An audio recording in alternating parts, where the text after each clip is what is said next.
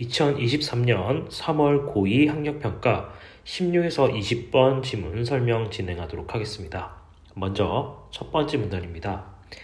세포 속 DNA에 저장된 생물체 유전 정보는 mRNA로 전사되어 세포질로 보내진 후 리보솜을 통해 단백질로 합성된다.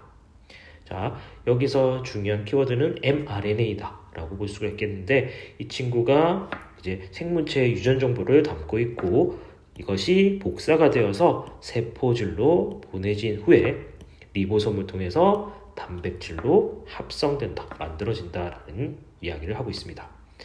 바이러스는 단백질로 둘러싼 DNA나 RNA 유전 물질을 갖는 기생체로서 생물체에 침입하여 자신의 유전 물질을 mRNA로 바꾼 뒤 숙주세포가 스스로 바이러스 단백질을 합성하게 한다.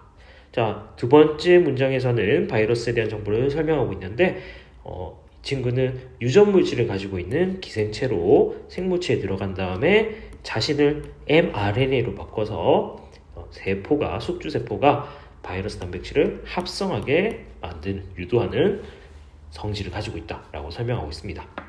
이에 대항해 생물체는 바이러스 단백질을 항원으로 인식하고 항체를 만들어 대항하거나 기억세포를 생성해 같은 바이러스가 침입할 경우를 대비한다. 생물체에서는 바이러스 단백질이 들어오게 되면 이것을 항원으로 인식하게 되고 이것을 공격할 수 있는 항체를 만들거나 아니면 기억세포를 만들어서 대비를 한다라고 설명하고 있습니다. 따라서 바이러스를 인공적으로 흉내낸 물질인 백신을 접종하여 면역 반응을 일으키면, 그러니까 면역 반응을 일으킨다는 건 항체를 만든다라고 보면 되겠네요. 바이러스 감염을 대비할 수 있다. 첫 번째 문단의 내용을 정리하자면 키워드는 3개가 있다라고 볼 수가 있겠습니다. mRNA에 대한 설명, 그리고 바이러스에 대한 설명, 백신에 대한 설명, 이렇게 3가지를 머릿속에 정리하고 다음 문단으로 넘어가 보도록 하겠습니다. mRNA 백신은 바이러스 단백질을 유전 정보를 암호화한 mRNA를 접종하는 것으로 주입된 mRNA를 통해 바이러스 단백질을 합성하여 면역 반응을 유도하게 된다.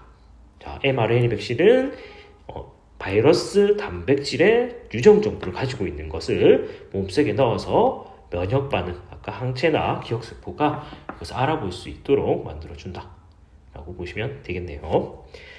바이러스를 배양하여 접종하는 기존 백신과 달리 mRNA 백신은 바이러스가 아니기 때문에 인체 바이러스에 감염된 위험이 없으며 체내 효소에 의해서 쉽게 분해된다. 반면 이처럼 체내에서 불안정할 뿐만 아니라 분자 크기가 크고 음전하를 띠고 있어 세포에 거의 흡수되지 않는 문제점이 있다. 자, 그러면 mRNA 백신의 특징, 장점과 단점 위주로 설명하고 있습니다. 장점은 2가지가 제시되어 있는데 바이러스 감염될 위험이 없고 체내 효소에 의해서 쉽게 분해가 된다는 특징 2가지, 그리고 단점은 3가지가 있었습니다. 체내에서 불안정하게 유지될 수 있고 분자 크기가 너무 크다, 그리고 음전하를 띠고 있기 때문에 체내에 들어가기가 어렵다라고 설명하고 있습니다. 따라서 mRNA를 보호하여 세포 내로 진입하기 위해서는 지질 나노 입자를 이용한다. 자, 세 번째 문단에서는 이제 지질 나노 입자에 대한 설명을 하겠네요.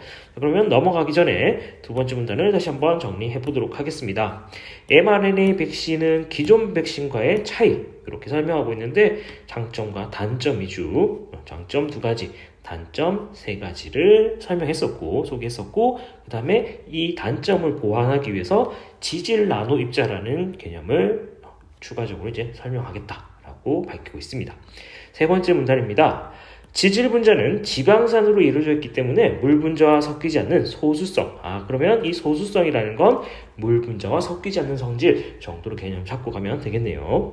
물은 분자 내의 전하가 양극으로 분리된 상태인 극성을 띠거나 분자가 전하를 띠는 물질, 즉 친수성 물질과만 섞이고 소수성 물질은 소수성 물질과 섞이기 때문이다 라고 설명하고 있습니다. 그러면 물은 양극의 친구들만 섞인다, 아니면 물 자체와 섞이기만 한다, 그것을 친수성이라고 하고, 그러면은 음극을 띤 친구들은 소수성을 가진다 라고 이해를 하면 되겠네요. 한편 생물체의 세포막은 인지질로 구성이 되어 있는데 지질, 기름 성분을 가지고 있다라고 보면 되겠네요. 인지질은 지방산으로 이루어진 소수성 꼬리와 음전하를 띤 인상기 머리를 가지고 있다. 따라서 인지질은 친수성 용매나 소수성 용매 모두와 섞이는 양친매성 물질이다. 그러니까 소수성도 있고 친수성도 있다라고 보시면 되겠습니다.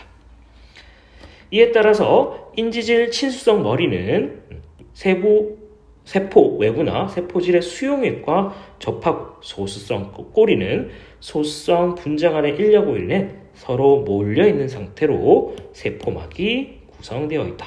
이러한 특징으로 인해 친수성 물질이 세포막을 투과하는 것이 차단된다라고 설명했습니다. 그림을 보면서 한 번 더 이해를 하자면 이런 형태를 가지고 있다라고 보시면 되겠죠. 여기가 머리 부분이고 이 머리 부분이 이제 친수성을 가지고 있기 때문에 물과 달라붙어 있고 그 다음에 여기 꼬리 부분은 소수성을 가지고 있기 때문에 물과 반대쪽으로 모여 있다라고 이해를 하시면 될 것 같습니다. 다음 네 번째 문단입니다. 양이온성 지질을 지질 나노 입자로 사용하면 mRNA와 세포막 사이에 전기적 반발력이 발생하는 것을 막을 수 있다. 전기적 반발력이 발생한다는 건 같은 극성을 가지고 있다라고 보면 되겠네요. 그러면 이제 mRNA는 이제 음전하를 가지고 있고 역시 세포막 역시 음전하를 가지고 있기 때문에 서로 밀어내는 성질을 가지고 있다라고 볼 수가 있습니다. 음전하를 띤 mRNA가 양이온성 지질로 둘러싸이면 그러면 이제 양이온성을 가지게 되겠네요. 음전하를 띤 세포막의 인상기 머리와 서로 반발하지 않기 때문이다.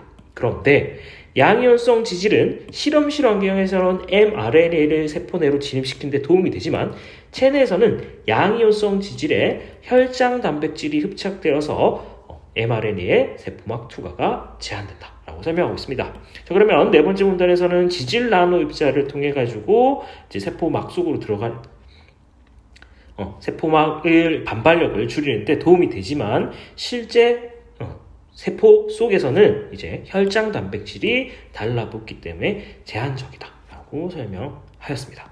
다음 문단입니다. 따라서 용액의 pH, 산성도에 따라서 양이온성이 달라지는 이온화 지질을 지질 나노 입자의 재료로 사용한다. pH가 낮은 용액에서는 수소 이온 농도가 높으므로 이온화 지질이 양이온화 된다. 반면 pH가 높은 용액에서는 수소 이온을 적게 받아들여 이온화 지질이 전기적으로 중성이 되므로 이온화 지질이 혈장 단백질이 흡착되지 않는다. 그러니까 높은 용액에서 중성을 만든 다음에 중성으로 만든다면 이온화 지질에 혈장 단백질이 적게 달라붙어서 문제가 발생하지 않는다라고 보시면 되겠네요. 즉 낮은 pH에서 mRNA와 이온화 지질을 결합시킨 뒤 pH를 높이면 중성의 mRNA 지질 나노 입자 복합체를 만들 수 있고 이 복합체는 세포막의 수용체에 결합하여 내포작용에 의하여 세포 내부로 진입할 수 있다.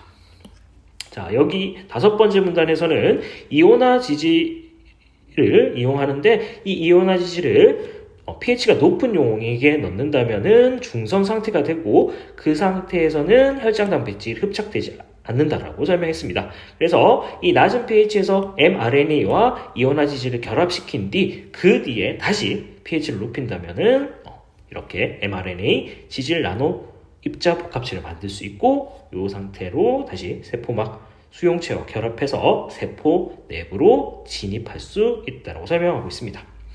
자, 그 다음 내포작용이란 일종의 생화학적 싱크홀 현상으로 세포막의 일부가 수용체에 결합한 외부 물질과 함께 세포질로 함입 들어가는 현상이다.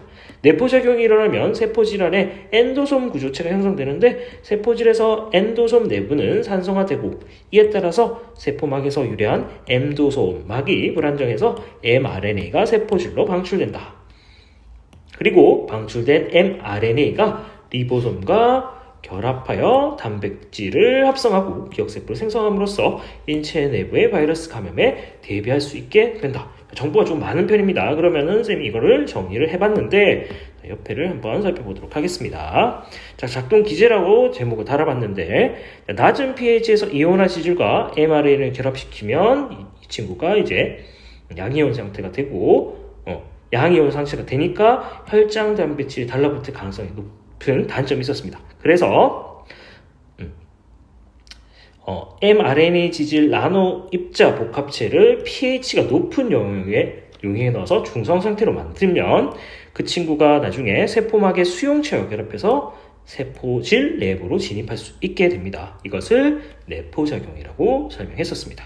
자, 그 뒤에 세포질 안으로 들어가면 그 친구들이 엔도솜 구조체라는 걸 형성하게 되는데 이 엔도솜 구조체가 세포질 속에서는 산성하게 되고 그러면은 엔도솜 막이 불안정해지게 됩니다. 그렇게 불안정해진 틈에 mRNA가 세포질로 빠져나오게 되고 빠져나온 mRNA는 리보솜과 다시 결합해서 바이러스 단백질을 형성한다 라고 보시면 되겠습니다. 그리고 그렇게 만들어진 단백질이 외부에 돌아다니다가 기억세포를 만나게 되면 그 기억세포가 이 mRNA 정보를 이제 인식하게 된다라고 보시면 되겠습니다. 자, 그림을 보면서 한 번 더 설명하자면 자, mRNA 백신을 맞고 이것이 내포작용에 의해서 세포질 속으로 들어가게 되면 엔도솜 구조체라는 걸 만들게 되고 이 세포질 속에서는 엔도솜 구조체가 산송의 성질을 가지기 때문에 막이 불안정해지고 그런 상태에서 mRNA가 이 구조체에서 빠져나오게 됩니다.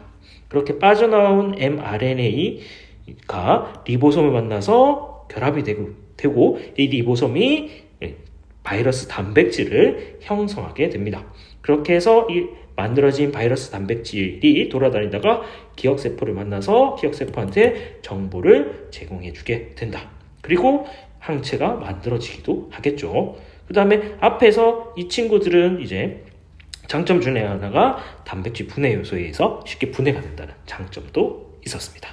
자, 여기까지 2023년 3월 고2 모의고사 16번에서 20번 지문 설명이었습니다.